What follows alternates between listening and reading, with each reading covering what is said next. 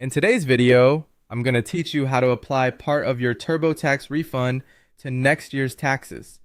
To get started, open Google Chrome and sign in to TurboTax online. Once you're in, continue working through your return as you normally would. That means entering your income details, adding any deductions or credits that apply to you, and reviewing your information carefully along the way. The goal here is to move through the return until you reach the refund summary. This is the point where TurboTax shows you your current refund amount, and it's also where you'll be able to choose what you want to do with that money. As you go through these sections, take your time and make sure everything is accurate before moving forward. Since the amount you apply to next year's taxes will come from your refund, it's important that your return is as complete and correct as possible before you make that choice. Once you're at the refund summary, look over to the left-hand sidebar and click on the File section.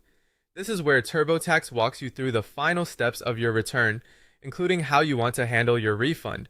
Move through the filing prompts until you reach the screen that asks how you'd like to receive your refund.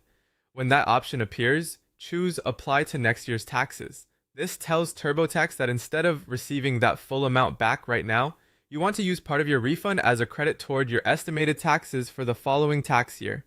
This can be especially helpful if you expect to owe taxes next year, or if you simply want to get ahead and reduce what you may need to pay later.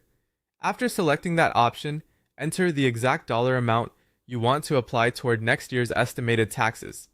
Be sure to type in the specific amount you intend to carry forward. It's a good idea to double check the number before continuing, since this amount will be taken from your current refund and credited to the next tax year. Once that's entered, you can continue through the remaining filing steps in TurboTax. And that's it. You've successfully chosen to apply part of your refund to next year's taxes. This is a simple but useful option if you want to plan ahead and make tax time a little easier next year.